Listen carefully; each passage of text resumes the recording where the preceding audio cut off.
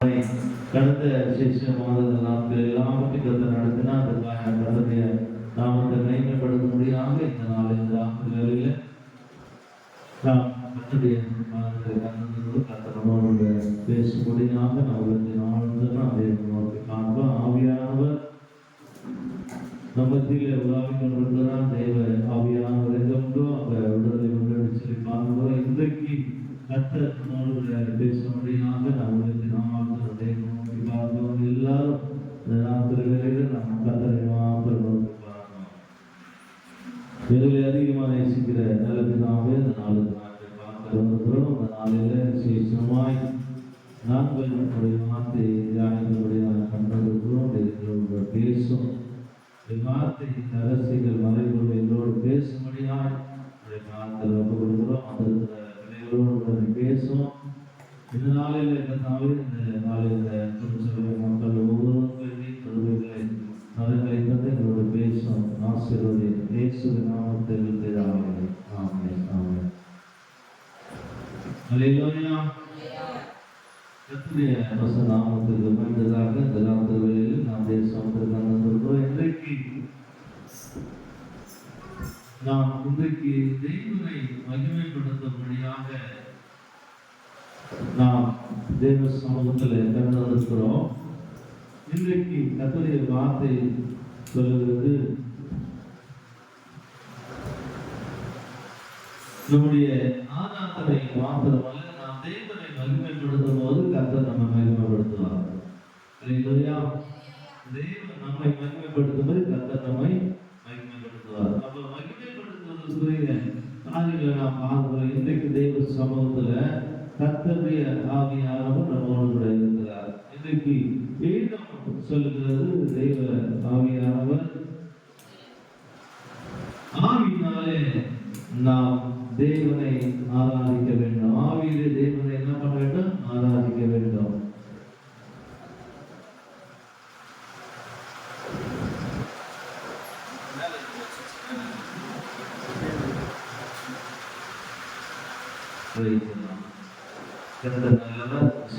இன்றைக்கு நாம் கர்த்தருடைய சமூகத்துல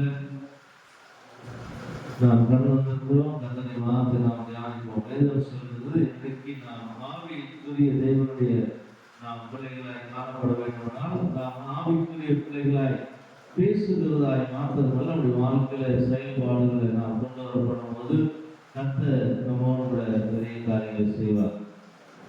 நாம் ஆவிக்குரிய பிள்ளைகளாய் இருக்க வேண்டுமான தெய்வனை ஆராதனை செய்ய வேணும் சொல்லு. ஆராதிக்கிற எந்த ஸ்தலத்தில் நான் உங்களை ஆசீர்வதிக்கிறேன். அப்போ தெய்வனை நாம் ஆராதிக்கப்படும் போது தெய்வம் நம்மளோட இருக்கிறார். அதற்காக நாம் அதோடைய சமூகத்தில் கலந்து இருக்கிறோம். தெய்வ ஆவியாருடைய வார்த்தை நாம் கேட்கிறதாய் காணப்பட வேண்டும். அதுதான் தெய்வம் விரும்புகிறார். அந்த ஆராதனை தெய்வனுக்கு பிரியமுள்ளதாய் காணப்பட வேண்டும். அல்லேலூயா. இன்றைக்கு நாம் நம்முடைய தேவனை ஆராதிக்கிற ஆராதனை மனுஷனுக்காகவும் அல்லது நாம் ஏதோ ஒரு காரியத்துக்காக ஆராதனை செய்தோம்னா அந்த ஆராதனை அல்ல, அந்த ஆராதனைக்குரிய வாழ்க்கை நம்ம வாழ்க்கையை மாற்றத்தை கொண்டு வராது. நாம் தேவனை உண்மையாக கர்த்தரை ஆராதிக்கப்படும் போது கர்த்தர் விடுதலை, ஜெயத்தை, அற்புதங்களை செய்வார். அப்போ இங்க வேதம் சொல்கிறது, பிலிப்பியர் புத்தகம் 3ஆம் அதிகாரம் 3ஆம் வசனத்தை நாம் வாசிப்போம். பிலிப்பியர் புத்தகம் 3ஆம் அதிகாரம் 3ஆம் வசனம்.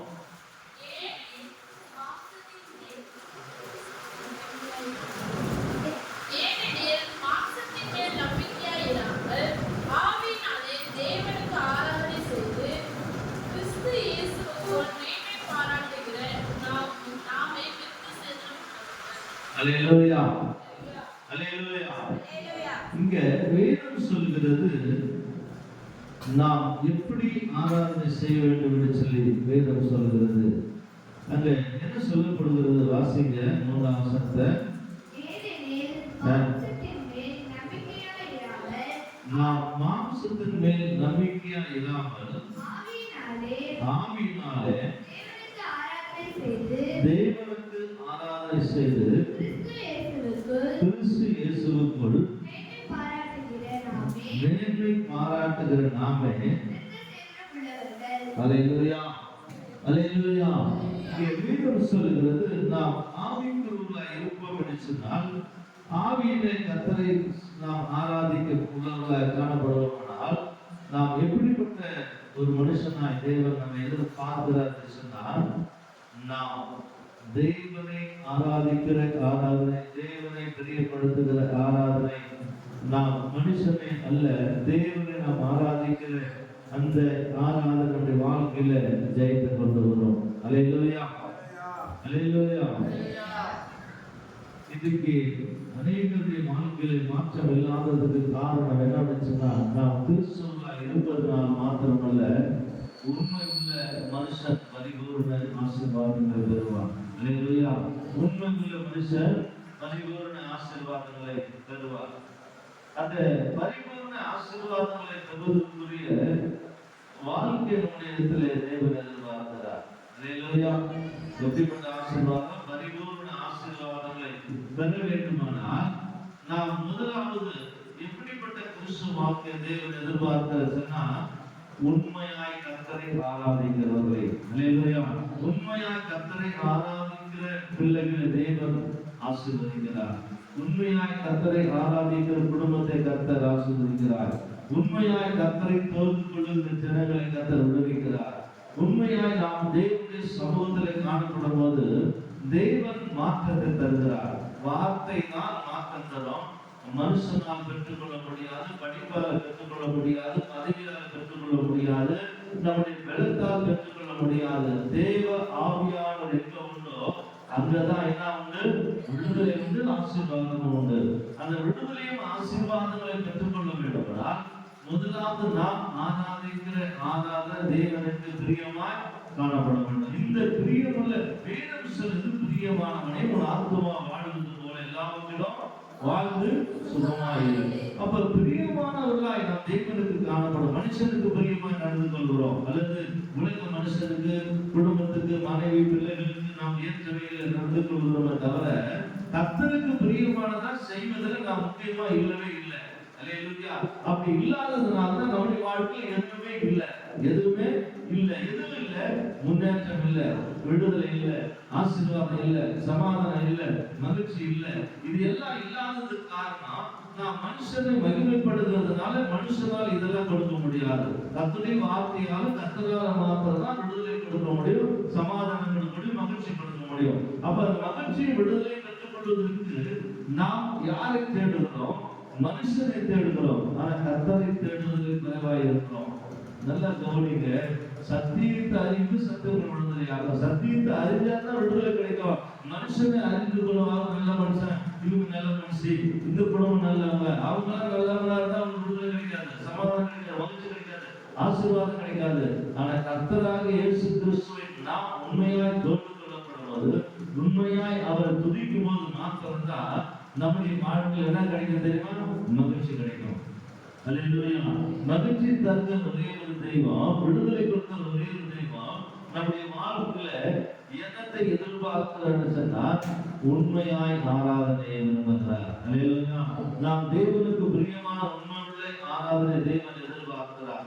அந்த ஆராதனை எந்த இடத்துல இருக்கிறதோ, எந்த குடும்பத்தில் இருக்கிறதோ, எவருடைய வாழ்க்கையில் இருக்கிறதோ அதுதான் ஜெயத்தை கொண்டு வர முடியும். அல்லேலூயா. அந்த அப்படி இல்லைன்னு ஜெயத்தை பெற்றுக் கொள்ள முடியாது. நாம் ஜெயத்தை, விடுதலை, ஆசீர்வாதத்தை பெற்றுக்கொள்வதற்குரிய ஆவிக்குரிய கிறிஸ்துவாய் நாம் நம்முடைய வாழ்க்கையில காணப்படும் போது நாம் நம்மை மாற்றிக்கொள்ளாமல் கர்த்தரால உண்மை செய்ய முடியாது. கர்த்தர் விரும்புகிறார், ஆனா நீ பெற்றுக்கொள்ள முடியல. கர்த்தர் கொடுக்க நினைக்கிறார், நீ பெற்றுக்கொள்ள முடியல. கர்த்தர் செய்ய நினைக்கிறார், நீ அதை அனுபவிக்க முடியல. ஏன்னு கேட்டீங்கன்னா, நீ மாறாம அது உன்னிடத்துல வராது. அல்லேலூயா. நீ மாற்றிக்கொள்ளாம அது உன்னிடத்துல வராது. அது வருவதற்கு காயத்தமா இருக்கிறது. தேவன் ஒரு நாளும் பாரபட்சம் உள்ளவர் அல்ல.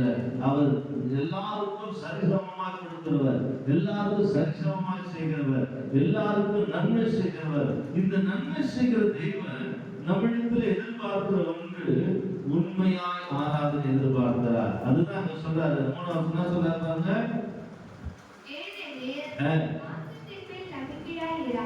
மாம்சத்தின் மேல் நம்பிக்கையாய் இராமல் ஆவியினாலே எப்படி ஆராதனை செய்யணுமா? ஆவியினாலே தேவனுக்கு என்ன பண்ணணும்? ஆராதனை செய்ய. இதுதான் தேவன் எதிர்பார்க்கிறார்.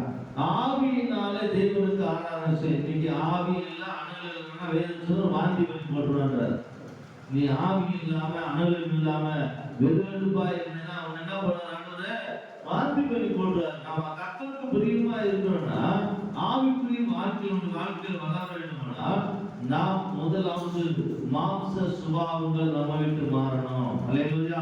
மாம்சத்தின் சுபாவங்கள் மாறாம கர்த்தரால் ஒரு நாள் ஒருபோதும் நம்முடைய வாழ்க்கையில மாற்றத்தை செய்ய முடியாது. அதுதான் வேதம் சொல்லுது. அடுத்த வருஷத்தை வாசித்து பாருங்க. என்ன பண்ணுமா? மாம்சத்தின் மேல் நம்பிக்கை வைத்தால் முதலாவது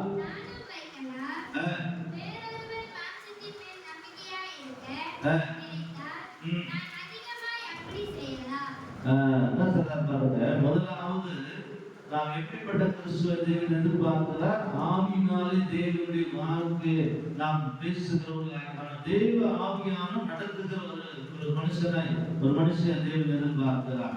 அப்போ வேதம் சொல்லுது அடுத்த வருஷம் 4 என்ன சொல்றாரு? மாம்சத்தின் மேல் 3-4 மாம்சத்தின் மேல் நம்பிக்கை வைக்க வேண்டுமானால் நானும் வைக்கலாம். வேறொரு மாம்சத்தின் மேல் நம்பிக்கை இருக்க வேண்டாம்.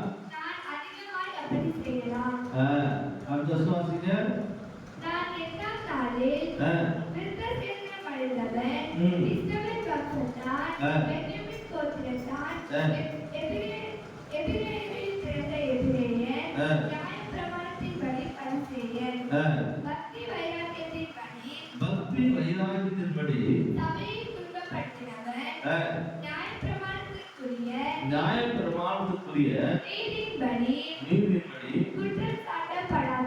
குற்றச்சாட்டப்படாதவர் ஆகிலும் எனக்கு லாபமாய் இருந்த எவைகளோ அவைகளை கிறிஸ்துவுக்காக நஷ்டம் என்று எண்ணினேன். இதுதான் முக்கியமான காரியம். எனக்கு எதெல்லாம் லாபமாய் தோன்றுகிறதோ அதை நான் என்ன பண்ணிட்டேன்? கிறிஸ்துவுக்காக அதை என்ன பண்ணேன்? நஷ்டம்னு இருந்தேன். அது எனக்கு தேவையில்லை. ஏன்னா அதனால நான் எனக்கு லாபமா இருக்குது, ஆனால் கர்த்தருக்கு லாபம் கிடையாது. அது கர்த்தரை மையப்படுத்த முடியாது, கர்த்தரை உயர்த்த முடியாது, கர்த்தருடைய ஆசீர்வாதத்தை பெற்றுக்கொள்ள முடியாது. ஆனா எனக்கு அது லாபமா தெரியும், எனக்கு அது ஆசீர்வாதமா தெரியும். என்னுடைய வாழ்க்கைக்கு அது நான் தேடுகிற காரியத்துக்கு நான் சொல்றேன், இந்த இன்மைக்குரிய சரீரத்துக்குரிய வாழ்க்கைக்கு அது ஆசீர்வாதம் மாதிரி இருக்கும், ஆனா அது ஆசீர்வாதம் கிடையாது. அல்லேலூயா.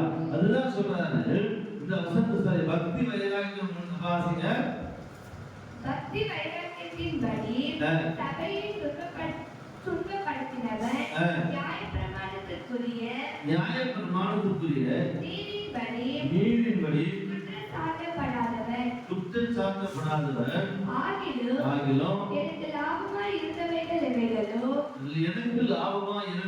எவைகளோ அவைகளை கிறிஸ்துவுக்காக கஷ்டமென்று எண்ணினேன். அது மாத்திரமல்ல, என் கர்த்தராகிய கிறிஸ்து இயேசுவை அறிகிற அறிவின் மேன்மைக்காக எல்லாவற்றையும் கஷ்டமென்று எண்ணிக்கொண்டிருக்கிறேன். ஆமென். அல்லேலூயா. இதுதான் முக்கியமான காரியம். கிறிஸ்து இயேசுவுக்காக எனக்கு லாபமாய் தோன்றுகிற, எனக்கு லாபமாய் தெரிகிற அவங்க அத்தனையும் நான் என்ன பண்ண குப்பன் விட்டுட்டேன். அது ஒண்ணும் இல்லை, அது ஒண்ணுமே கிடையாது. எனக்கு லாபமா தோன்றுகிறது, ஆனா கர்த்தருக்கு லாபம் கிடையாது, கர்த்தருக்கு பிரியப்படுத்த முடியாது. அப்போ கிறிஸ்து இயேசுவுக்காக நான் எனக்கு லாபமாய் தோன்றுகிற அத்தனையும் நான் என்ன பண்ணிட்டேன்? கிறிஸ்துவுக்காக அவைகளை குப்பை என்று சொல்லி விட்டு என்று சொல்லுகிறார். 9 நான் கிறிஸ்துவை ஆதாயப்படுத்திக் கொள்ளும்படிக்கும் நியாயப்பிரமாணத்தில் வருகிற சுயநீதியை இராமல் கிறிஸ்துவை பற்றும் விசுவாசத்தினால் வருகிறதும் நீதி உடையவனாயிருந்து கிறிஸ்துவுக்குள் இருக்கிறவன் என்று காணப்படும்படிக்கும் இப்படி நான் அவரையும் அவருடைய உயிர்த்தெழுதலின் வல்லமையையும் அவருடைய பாடுகளின் ஐக்கியத்தையும் அறிகிறதற்கும் அவருடைய மரணத்திற்கு ஒப்பான மரணத்திற்குள்ளாகி எப்படி ஆயினும் நான் மரித்தோரிலிருந்து உயிரோடு எழுந்திருப்பதற்கு தகுதியாகும் படிக்கும். இதுதாங்க முக்கியமான காரியம். இயேசு கிறிஸ்து உயிர்த்தெழுந்திருக்கிறார். ஆனா இன்னைக்கு எல்லாம் மரித்தோர் சொல்லி பேசிக்கிறாங்க.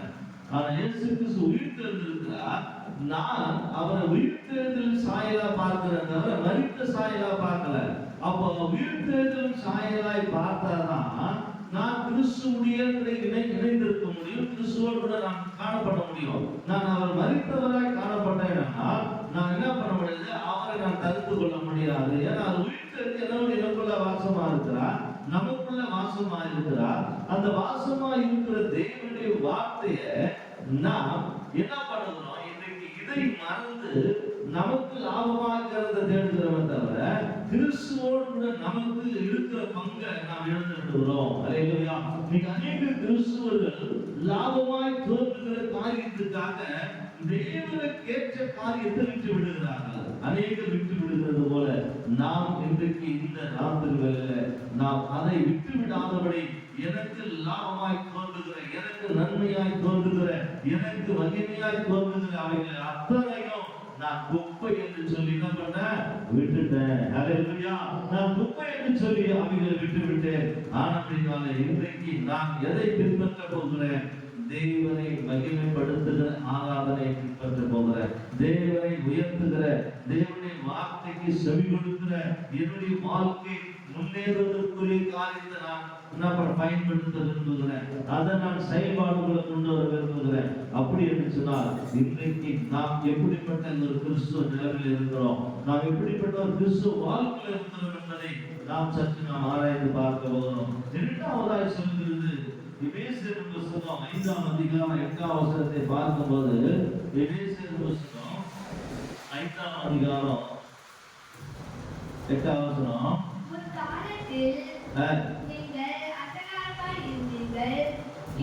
நல்ல கவனி. என்ன சொல்றாருன்னா, உன் காலத்துல நீங்க எப்படி இருந்தீங்களா?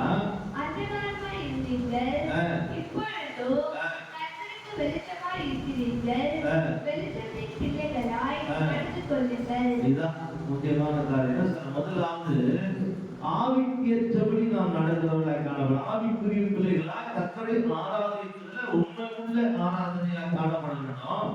அதுவும் எனக்கு லாபமாய் தோன்றுகிற அத்தனையும் நான் அந்த குப்பை என்று சொல்லி விட்டுவிட்டு நான் கிறிஸ்துவுக்காக நான் அவரை உயிர்த்தெழுதலின் சாயலை தரித்துக் கொண்டு நான் அவரோடு கூட பின்தொடர விரும்புகிறேன். அல்லேலூயா. நான் கிறிஸ்துவோடு கூட என்ன பண்ண விரும்புகிறேன்? எனக்கு லாபமாய், எனக்கு நன்மையாய் இந்த உலகத்தில் தெரிகிற அத்தனையும் நான் என்ன பண்ணேன்? குப்பை என்று சொல்லிவிட்டு எனக்கு லாபம் இல்லா தெரிகிறது ஒரு கண்ணுக்கு தெரியல. வேதம் சொல்லு கர்த்தருடைய ஆசீர்வாதமும் ஐஸ்வர்யத்தை தர, அதோடு கூட வேதனை சொல்ற மாட்டார். அப்போ இது எப்படி வரும்னு கேட்டீங்கன்னா, முன்னாடி நிக்கிற பார்க்கிற ஆசீர்வாதம் இல்ல, கர்த்தர் கொடுக்கிற ஆசீர்வாதம் மனுஷனுக்கு தெரியாது. ஆனா அது தானா உங்களிடத்துல வந்து சேரும். அல்லேலூயா. ஏன்னா அவர் கொடுக்கிறதை யாராலும் தடை செய்ய முடியாது. அவர் கொடுத்த யாராலும் எடுக்கவும் முடியாது. ஏன்னா அவர் செய்ய நினைத்தது, உனக்கு செய்ய நினைத்தது, நமக்கு செய்ய நினைத்தது யாரும் தடை செய்ய முடியாது. அப்ப நாம் அதை பெற்றுக்கொள்ள வேண்டுமானால் முதலாவது நாம் ஆவிக்குரிய கிறிஸ்துவர்களாய் கர்த்தரை ஆராதிக்கிற உண்மையுள்ள கிறிஸ்துவர்களாய் காணப்படணும். இரண்டாவது எப்படிப்பட்ட கிறிஸ்துவர்களாய் காணப்படணும்? தேவனுக்கு பிரியமானது செய்கிறவது கிறிஸ்துவ வாழ்க்கை காணப்படும். குப்பை, இதெல்லாம் குப்பை, எனக்கு லாபமாக இருந்ததாக குப்பையா விட்டுட்டேன். நான் தேவனை மகிமைப்படுத்துகிற அந்த மகிமைக்குள்ள நான் வந்துட்டேன். அவர் உயிர்த்தெழுதல் சாயலை பெற்றுக் கொண்டிருக்கிறேன். இப்போ அதை பாருங்க, பிலிப்பியர் 3:10 வாசிக்க சொல்றாரு, இப்படி நான் அவரையும் அவருடைய உயிர்த்தெழுதலின் வல்லமையையும் அவருடைய பாடுகளின் ஐக்கியத்தையும் அறிகிறதற்கும் அவருடைய மரணத்துக்கு ஒப்பான மரணத்துக்குள்ள சொல்ல பாருங்க, மிக அருமையான வார்த்தை. அவனுடைய மரணத்துக்கு உள்ளாகி, அவருடைய மரணம். அப்ப நாம உயிர்த்தெழுதல் சாயலை தந்துருக்கிறோம். அவருடைய வார்த்தை சொல்லுது, அவருடைய மரணத்துக்கு உள்ளாகி, அப்புறம் எப்படி ஆகிலும் மரித்தோரிலிருந்து என்ன பண்ணதற்கு தகுதியாகும்படிக்கு. நான் தகுதி ஆகணும்.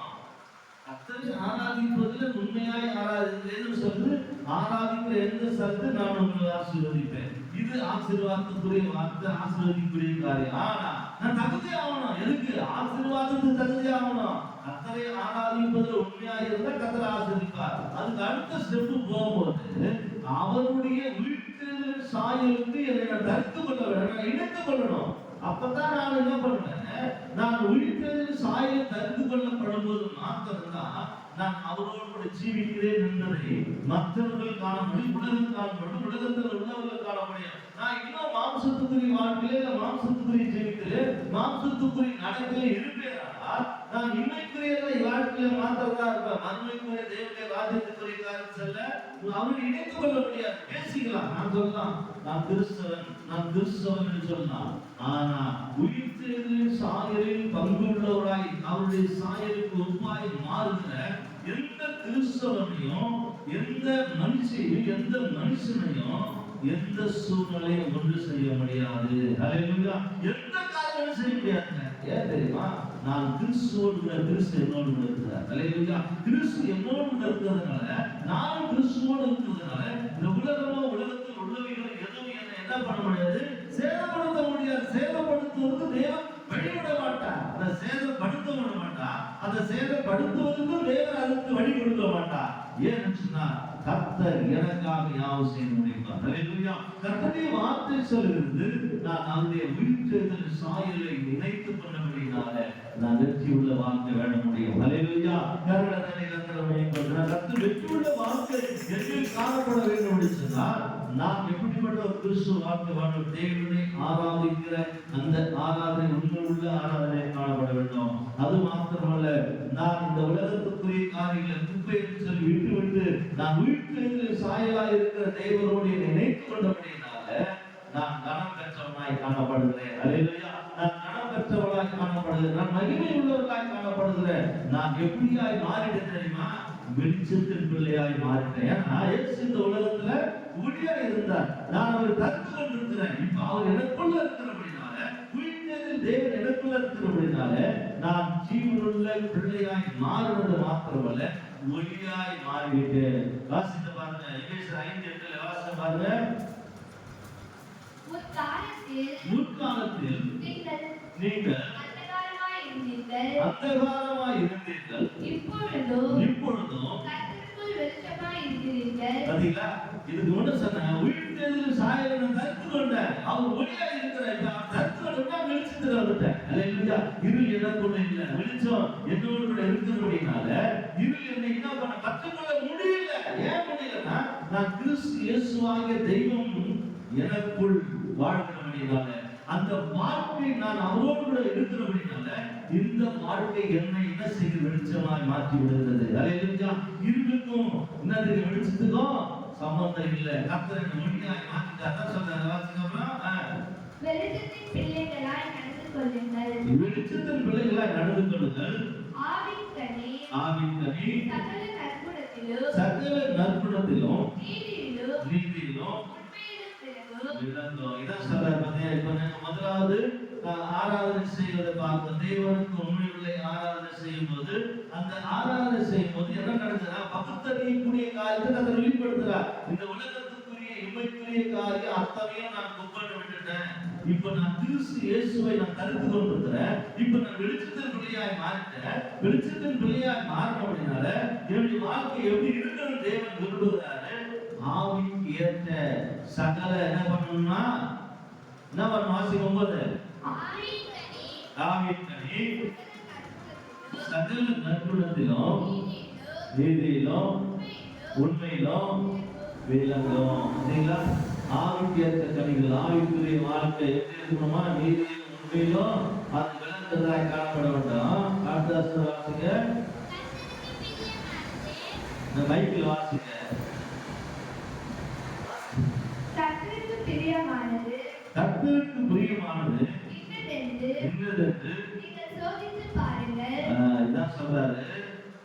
நல்ல கவனிங்க. ஆவிக்குரிய ஆராதனை செய்கிற ஒரு கிறிஸ்துவ வாழ்க்கை காணப்பட வேண்டும். இந்த இமைக்குரிய காரியத்தை நான் காணப்படுத்துறேன், நான் பார்க்கிறேன், இது எனக்கு குப்பன் விட்டுட்டேன். இப்ப நான் கிறிஸ்து இயேசுவை மரித்து அடக்கம் பண்ணப்பட்டு உயிர்த்தெழுந்த தேவனுக்குள்ளாக என்னை இணைக்கப்பட்டிருக்கிறேன். இப்ப நான் என்ன பண்றேன்? ஆவிக்கு ஏற்ற கனிகளை சகல விதமான நற்கனிகள் கொடுப்பதற்கு நான் என்னை ஆயத்தமாகிறேன். ஆயத்தமானபடினால என்ன சொல்றாரு? கர்த்தருக்குள் பிரியமானது இன்னதென்று நீங்கள் சோதித்து பாருங்கள். இவர் சொல்றாரு, கர்த்தருக்கு பிரியமானது என்னன்னு சொல்லி பாருங்க. எல்லாமே நல்லது இல்ல, எல்லாமே உங்களுக்கு ஆசீர்வாதம் இல்ல, எல்லாமே உங்களுக்கு மகிமை இல்ல. கர்த்தருக்கு பிரியமானது உனக்கு பிரியமா இருக்கும், அல்லது உனக்கு இன்பமா இருக்கும், உனக்கு சமாதானமா இருக்கும், உனக்கு பார்க்கறதுக்கு எல்லாமே தெரியும். ஆனா இதை கும்பல் இதை விட்டுட்டாக்கா அப்ப கர்த்தருக்கு பிரியமானது என்னன்னு சொல்லி நீ அதை சோதித்து பாரு.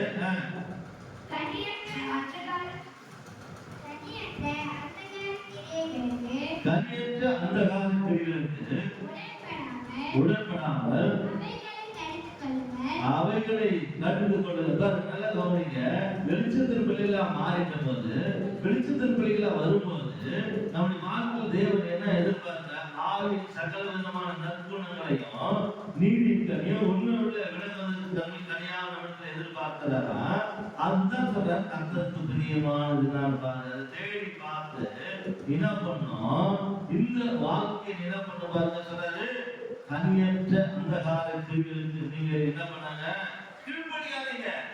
அதுக்கு கீழ்ப்படியாதீங்க. அது கனியற்ற அந்தகார கிரியைகள் என்ன செய்யும்?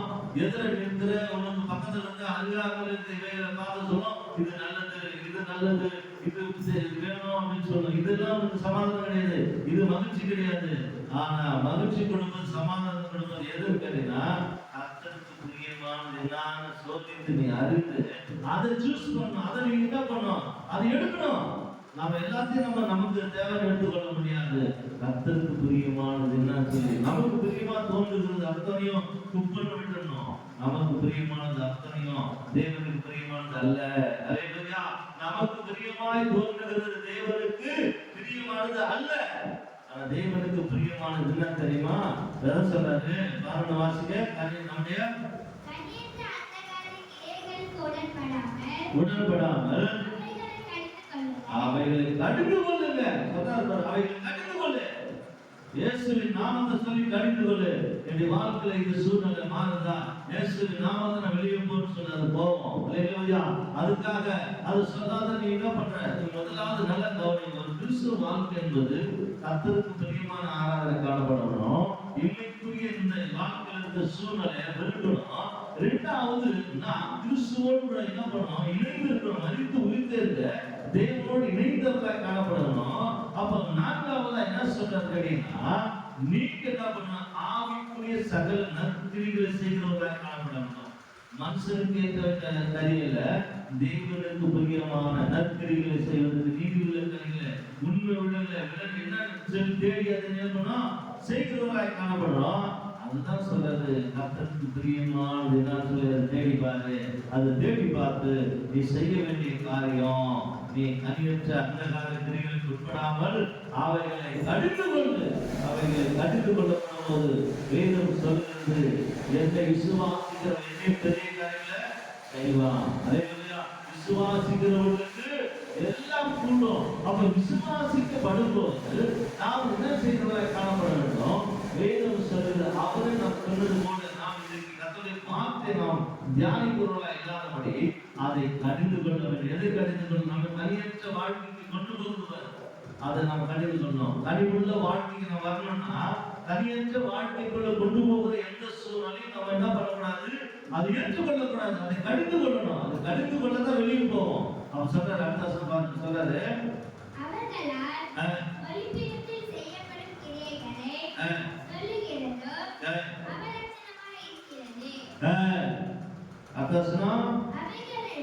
அவைகளெல்லாம் கொள்ளப்பட்டு வெளிச்சத்தினால் வெளிச்சத்தினால் வெளிரங்கமாகும் வெளிரங்கமாகிறதெல்லாம் அல்லேலூயா. பாத்தீங்களா, வேதம் சொல்லுது வெளிச்சத்துல இருக்கிறதெல்லாம் அது மறைக்க முடியாது. வெளிச்சத்துல இருக்குதுன்னா அது யாருக்கு மூட முடியாது, அது வெளிச்சம். அப்போ உங்க வாழ்க்கையில இருக்கிற சூழ்நிலையை கர்த்தர் மாத்தணும்னு சொன்னா நீ வெளிச்சத்துல வெளியே வரணும். வெளிச்சத்துல வரும்போது இந்த இருளெல்லாம் நம்ம மூட முடியாது. ஏன்னா கர்த்தருடைய வெளிச்சம் உண்மையில உதிக்கும் போது அந்த உனக்குள்ள இருக்கிற எல்லா இருள வெளியே போயிடும். அடுத்து சொல்றாரு,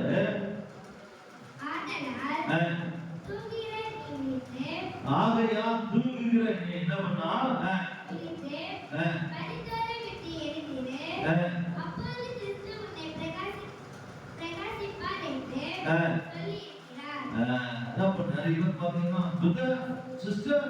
நான் நல்லா ஜெபம் பண்றேன், நான் நல்லா துதிக்கிறேன், நான் நல்லா ஆராதிக்கிறேன், நல்லா பைபிள் படிக்கிறேன். ஆனா நடிப்பு நீங்க உலகத்துல அப்படிதாங்க, துதிக்கிற மாதிரி ஜெபிக்கிற மாதிரி, ஆனா வாழ்க்கையில வெற்றி கிடையாது, வாழ்க்கையில ஆசீர்வாதம் கிடையாது. வேதம் சொல்லுது துதிக்கிற ஜெபிக்கிற எந்த குடும்பத்துல வெற்றி தான் இருக்கணும், சாவு இருந்தா எல்லாம் மாறும். அப்ப மாறணும்னு சொன்னா நாம தேவனுக்கு ஏற்றவைகளா நடக்கணும்னு சொன்னா துதிக்கிறங்கிற மாதிரி நடிக்காத. சொல்ற என்ன சொல்ற பாருங்க, வாசிங்க. ஆகையா தூங்குகிற நீ விழித்து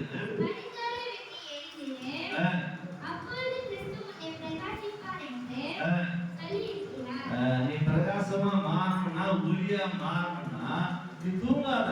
எல்லாத்துக்கும் தூங்குற மாதிரி நடிக்கிறது, ஜெபிக்கிற மாதிரி நடிக்கிறது.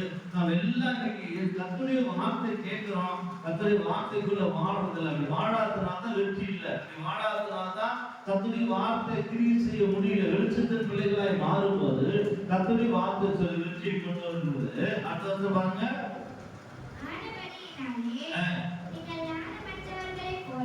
நீங்கள் ஞானம் மற்றவர்களை போல நடவாமல்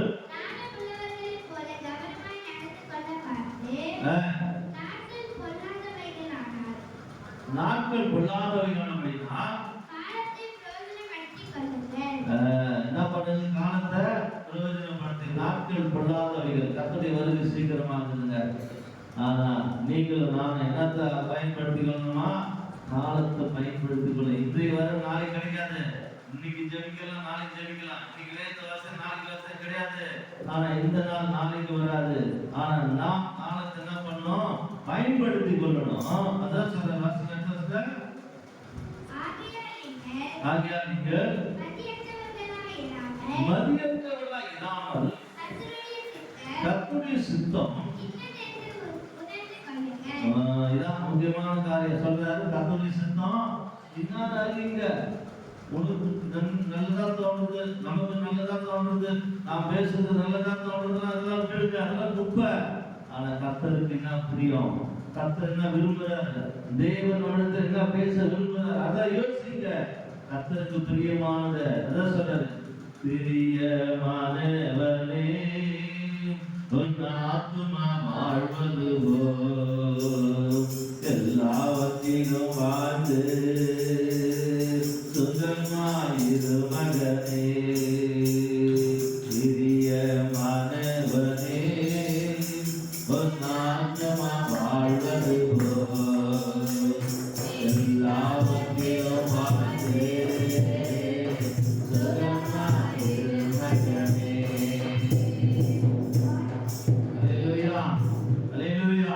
வாழ்க்கை போராட்டம். ஆனா போராட்டத்தின் மத்தியில நாம் என்ன செய்யணுமா, சூஸ் பண்ணணும். போராட்டத்தின் மத்தியில் வெற்றியை பெற்றுக்கொள்ளணும், ஜெயத்தை பெற்றுக்கொள்ளணும், நன்மையை பெற்றுக்கொள்ளணும் சொன்னா தேவனுக்கு பிரியமானது என்னன்னு சொல்லி நாம் மதியற்ற கிறிஸ்துவ வாழ்க்கை வாழாதபடி நாம் கர்த்தருக்கு பிரியமான கிறிஸ்துவ வாழ்க்கை வாழ வேண்டும். கிறிஸ்துவை தரித்துக் கொண்டிருக்கிற கிறிஸ்துவ வாழ்க்கை அப்படி வாழும்போது கர்த்தர் உங்களை ஜெயமாய் நடத்துவார். ஹல்லேலூயா.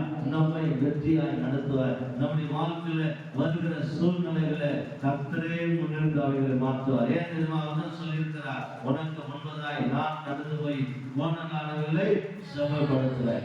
தேசு தாங்க பண்ண முடியும், மனுஷன் பண்ணவே முடியாது. உலகத்துல எந்த மனுஷனாலும் எந்த மனுஷியாலும் பண்ண முடியாது. கர்த்தருடைய வார்த்தையால மாத்திரம் வெற்றியை தர முடியும், ஜெயத்தை தர முடியும், மகிமை தர முடியும். அப்படி என்று சொன்னால் இன்றைக்கு நாம் ஒரு தீர்மானம் பண்ண போகிறோம். இன்னொரு வசனத்தை வாசிப்போம். யோவான் எழுதின சுவிசேஷம் 4ஆம் அதிகாரம் 24ஆம் வசனத்தை வாசிப்போம். யோவான் எழுதின சுவிசேஷம் தேவன் ஆவியாய் இருக்கிறார். தேவன் ஆவியாய் இருக்கிறார். அவரை தொழுது கொள்ளுகிறவர்கள் ஆவியோடும் உண்மையோடும்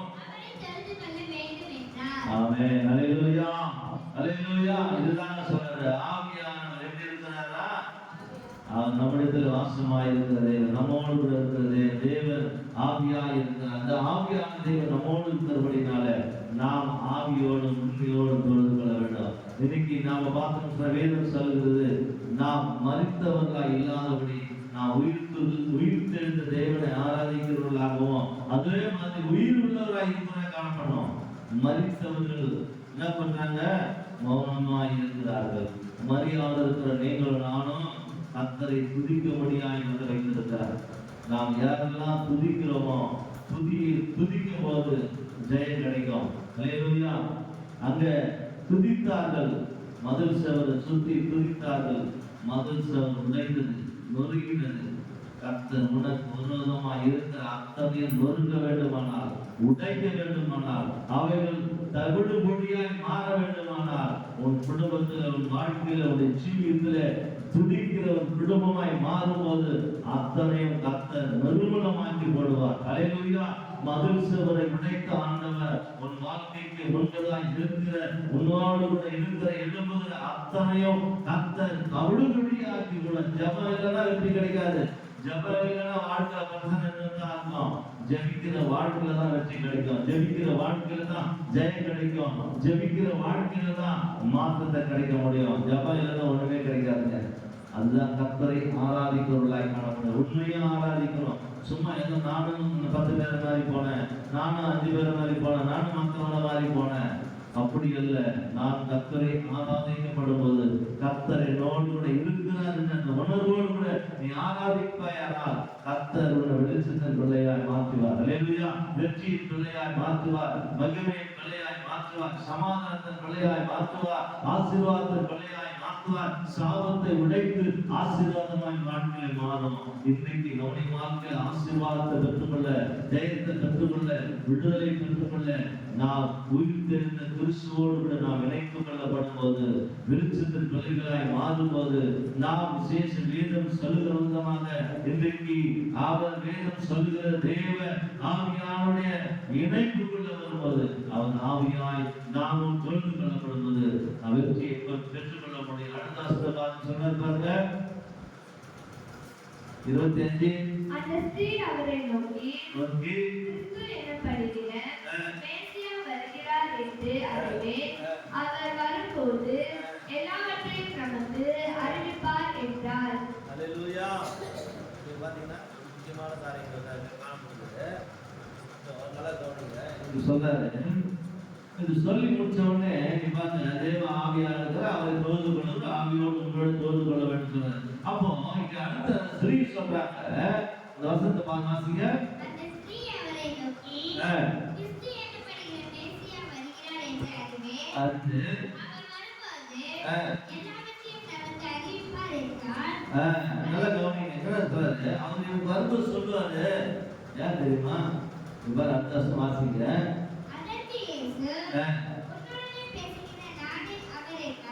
இதான் இன்னைக்கு அநேக கிறிஸ்தவர்கள் இது தெரியல.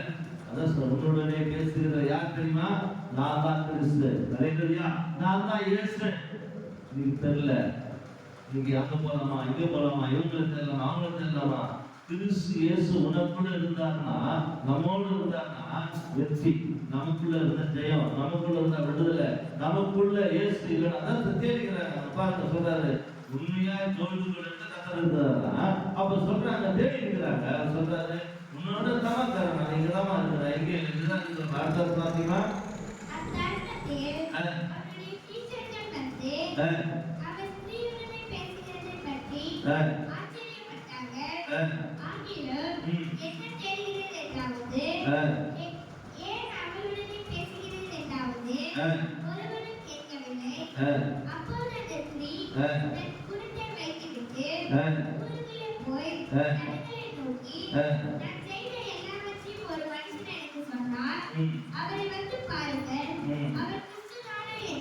அப்பொழுது அவர்கள் ஊரிலிருந்து புறப்பட்டு அவரிடத்தில் வந்தார்கள். இப்படி நடக்கையில் சீஷர்கள் அவரை நோக்கி, ரபி, போஜனம் பண்ணோம் என்று வேண்டிக் கொண்டார்கள். அதற்கு அவர், நான் புசிப்பதற்கு நீங்கள் அறியாத ஒரு ஓய்வுடன் எனக்கு உண்டு என்றார். ஹல்லேலூயா, ஹல்லேலூயா. நிறைய காரியத்தை நான் பார்க்க முடியும். ஆனா என்ன சொல்றாருன்னா, இங்க தேடிக்கொண்டு அவங்க தான் இருக்காங்க, அவங்க தான் இருக்கிறேன் அப்படின்னு சொல்றாங்க, தேடிட்டு இருக்கிறாங்க. ஆனா அதுக்கப்புறம் போய் சொல்றாங்க, இயேசு ரவி வந்திருக்கிறார், அவர் என்னென்ன சொல்றாங்க, சொல்றதெல்லாம் கரெக்டாங்க அப்படின்னு சொல்லி ஓடி போய் ஊரெல்லாம் போய் சொல்றாங்க. அந்த அம்மா நம்ம எங்க போய் சொல்லிக்கிறோம், இயேசு ஏற்றுன்னு வந்தோம், ஆண்டவர் புதிக்கிறோம், யார்கிட்ட சொல்லிக்கிறோமா? கிடையாது. நமக்குள்ள இன்னைக்கு இது மாதிரியே இருக்கிறோம், எனக்கு எனக்கு எனக்கு எனக்கு நமக்கு நமக்கு தான்.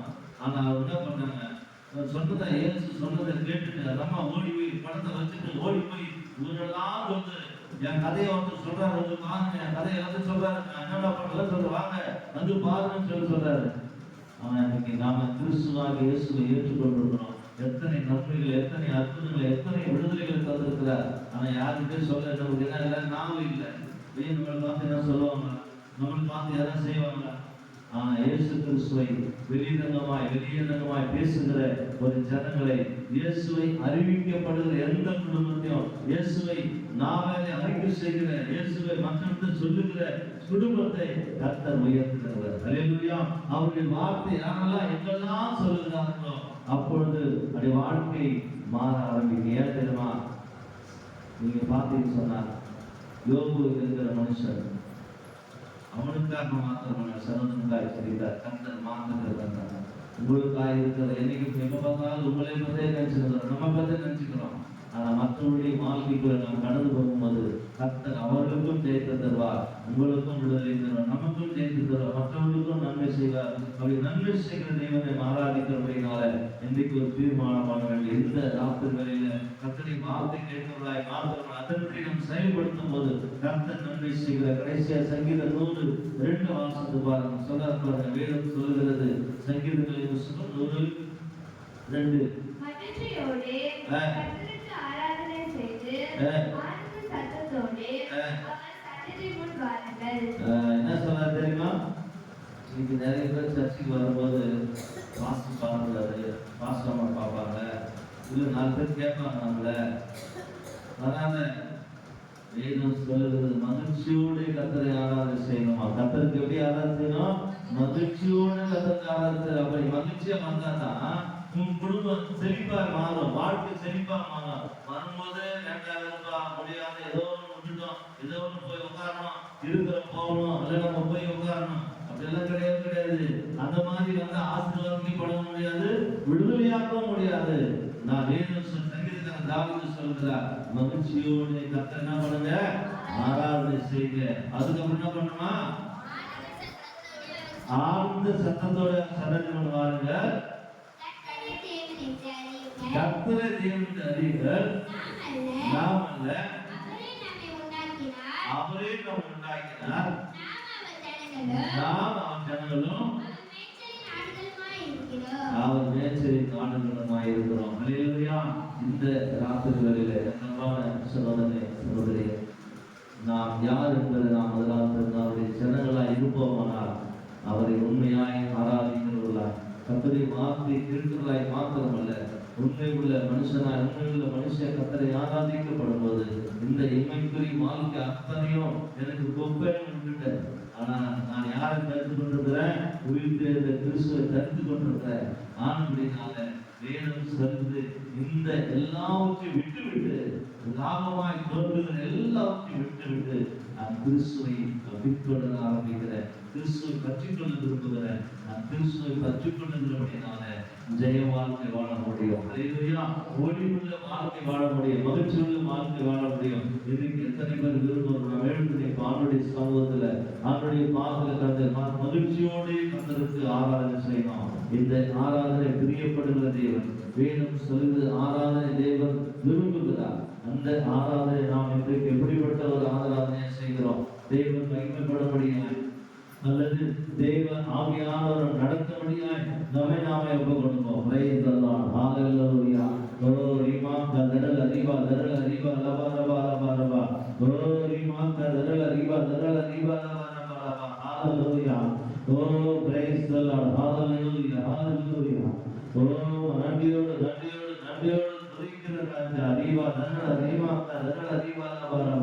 இன்றைக்கு ஒரு மாற்றத்தை தேவன் எதிர்பார்க்கிறார். சகோதரனே சகோதரிய, இந்த உலகத்தில் உனக்கு லாபமாய் தோன்றுகிற அத்தனையும் குப்பை என்று சொல்லிவிட்டு விடு.